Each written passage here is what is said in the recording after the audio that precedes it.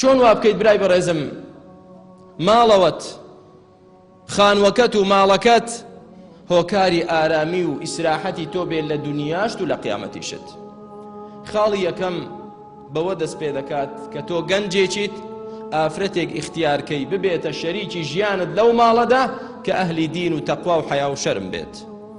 پێغەمبەری خوا عەلەیهی سەڵاتو وسەلام دەفەرمێت تونکەحو المەرئەة لئەربع، ئافرەت بۆ چوار شت پیا و ڕەغبەتی هەیە کە بیخوازێ. ئەم چوار شتە چییە؟ لمالها ولحسبها ولجمالها ولدينها. لەبەر ماڵەکەی هەندێ ئافرەت دەخوازرێ بەس ماڵی هەیە بۆیە، یا ئەسڵ و نەسەبەیەکی هەیە لە فڵانە عائیلە و فڵانە عەشیرەتە و خێزانەیە، یاخود زۆر جوانە، یاخود دینی هەیە، یاخود هەر چواری هەیە، یاسیانی هەیە یا دوانی هەیە، کە هەر چواری هەبوو نور على نور. وا نەزانرێ ئیسلام دژی جوانیە. گەنجێک بگەڕێنە وەڵام من ئافرەتێکم ناوێ جوان بێ، با ئافرەتێک بێ جوانی تێدا نەبێت. نەخێر با جوانیش بێ و دینیشی هەبێت، نەک جوانیە کە بڵین سەتاسەد وا بێ کە سبەی هێنات پەشیمان نەبیتەوە و نەچی زوڵم لەویش بکەیت و ئیهمالی کەیت و پشتگوێ خەیت و بە دوای یەکێکی تردا بگەڕیت. بەڵام لە هەموو خەسڵەتێک گرنگتر لدینها فاظفر بذات الدین تربت یداک.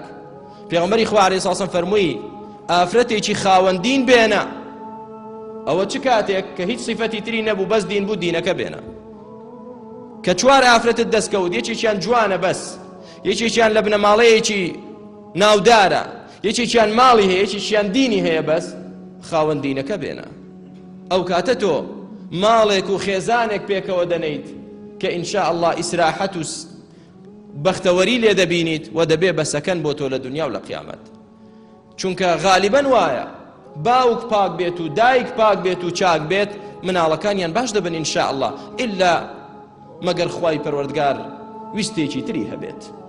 کەواتە یەکەم هەنگاوت بۆ ئەوەی سبەی ڕۆژ کە چوویتە ماڵەوە ئیسراحەت بکەیت، ماڵێکی سەکەن و ئیسراحەتت هەبێ هەم لە دنیا و هەم لە قیامەتت، ئافرەتێک هەڵبژێرە کە خاوەنی دین بێت.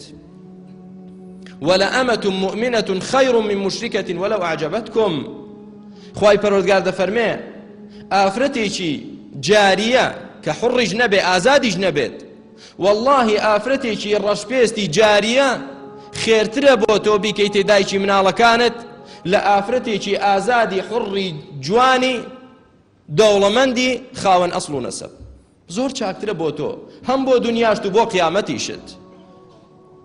کەواتە یەکەم خاڵ براکەم ئافرەتێک هەڵبژێرە خاوەنی دین بێت، خاوەنی ئەخلاق و حشمەت و حیا بێت.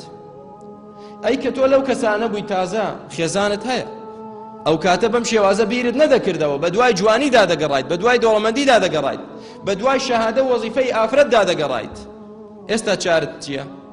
خوای گەورە دەفەرمێ وەئەصلەحنا لەه زەوجە، هەوڵ دە ئیسلاحی خێزانت بکەیت، هەوڵ دە چاچی بکەیت و پەروەردەی بکەیت، چونکە چاکبوونی دایکی مناڵەکانت یەکەم هۆکارە بۆ چاکبوونی مناڵەکانت و بۆ ڕژانی ڕەحمەت و بەرەکەتی خوا بەسەر ئەم خێزانەدا. کە بێت و خێزانت باش نەبێت و ئەهلی دین و تەقوا و حیا نەبێ، دڵنیا بە تۆ لەو ماڵەدا ئیسراحەت ناکەیت بە هیچ شێوازێک. کەواتە هەوڵی چاکردنی بدا، نەک ئیهمالی بکەیت، نەک بەرەڵای بکەیت، چۆنی حەزرەیە بەو شێوازە بژیت، بەو شێوازە بیرکاتەوە، نوێژ نەکا، ڕۆژوو نەگرێت، ڕوو لە خوا نەبێ، یادی خوا نەکات، شەرم لە خوا نەکات، چی منکەڕە بیکا لە ماڵەوەدا، تۆش خۆت بە پیاو بزانیت دەی قەت ئیسراحەت ناکەی لەو ماڵەدا. ئەمە لە دنیا چ جای قیامەتیشت خوا بمەپارێزێت.